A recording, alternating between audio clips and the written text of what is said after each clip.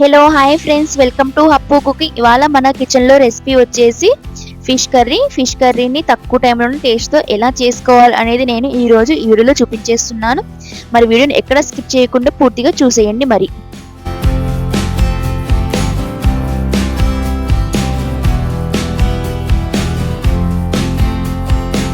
నేను 2 కేజీల చేపలు తీసుకున్నానండి. దాని తగ్గట్టుగానే మీకు మెజర్మెంట్స్ అనేది చూపిస్తున్నాను.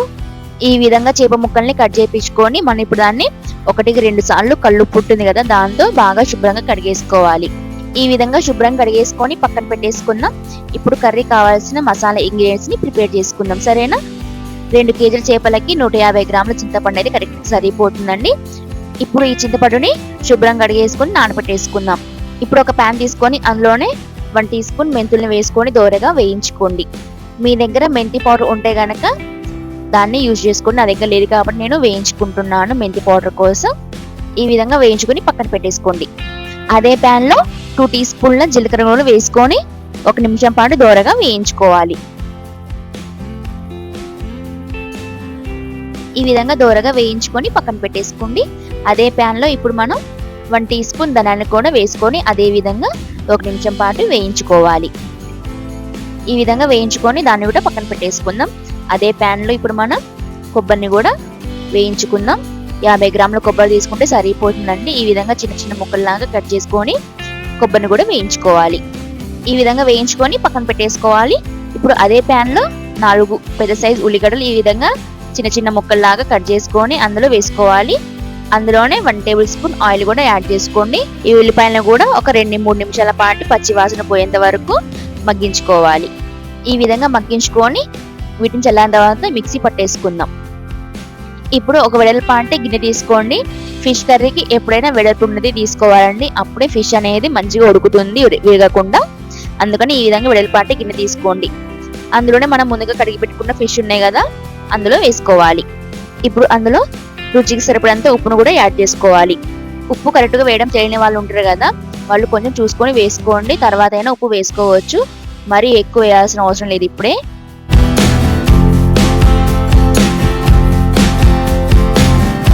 అందులోనే 1 టీ స్పూన్ పసుపును కూడా యాడ్ చేసుకోండి. పసుపు కొంచెం ఎక్కువనే వేసుకోవాలండి, లేదంటే పులుసు అనేది నల్లగా అనిపిస్తుంది. అందుకని 1 టీ స్పూన్ వేసుకుంటే సరిపోతుంది. అందులోనే 5 టీ స్పూన్ల కారాన్ని కూడా యాడ్ చేసుకోండి.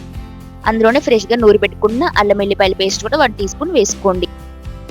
అందులోనే మనం ముందుగా వేయించి పెట్టుకున్నాం కదా పక్కన, వాటిని ఈ విధంగా పేస్ట్ లాగా తయారు చేసుకోవాలి. మెంతులను ఒకదాన్ని మాత్రం స్కిప్ చేసుకొని మిగతా వాటిని ఈ విధంగా పేస్ట్ లాగా చేసుకోవాలి. 4 పచ్చిమిర్చి ఈ విధంగా చీచి అందులో వేసుకోండి. కొద్దిగా కొత్తిమీర కూడా వేసుకోవాలి. అందులోనే 1 టేబుల్ స్పూన్ ఆయిల్ను కూడా వేసుకొని ఇప్పుడు ఈ మిశ్రమాన్ని ఒక 2 నిమిషాల పాటు బాగా మసాలా పట్టేటట్టు చేపల ముక్కలకి కలిపేసుకోవాలి.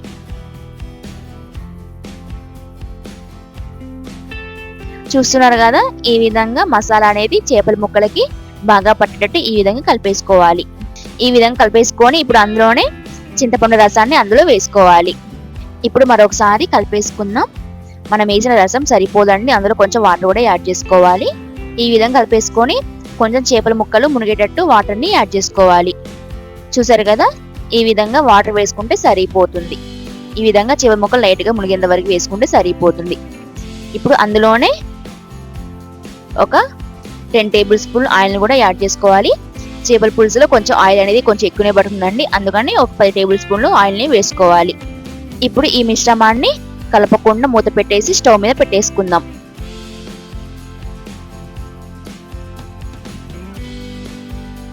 ఇప్పుడు ఒకసారి మూత తీసి చేప ముక్కల్ని అటు ఇటు కదుపుకుందాం. ఫిష్ కర్రీకి ఎప్పుడైనా చెంచా పెట్టి అటు ఇటు కదుపుకూడదండి, మనం గిన్నె పట్టుకొని అటు ఇటు కలుపుకుంటూ ఉండాలి. స్పూన్ పెట్టి అటు ఇటు కదుపుకుంటే గనక చేప ముక్కలన్నీ మొత్తం విరిగిపోతాయండి, ఆడికాడికి నుజ్జు అయిపోతాయి. అందుకని గిన్నె పెట్టి మాత్రమే అటు ఇటు కదుపుకుంటూ ఉండాలి. ఇప్పుడు మనం మూత పెట్టేసుకుందాం. ఇప్పుడు ఒక 35-40 నిమిషాల తర్వాత ఒకసారి మూత తీసి చూసుకుందాం. నాది 2 కేజీ ఫిష్ కాబట్టి ఒక 35-40 నిమిషాలు పట్టిందని టైం అనేది. మీరు కనుక కేజీ ఫిష్ తీసుకుంటే ఒక 15-20 నిమిషాలు పడుతుందండి, అంతేనండి.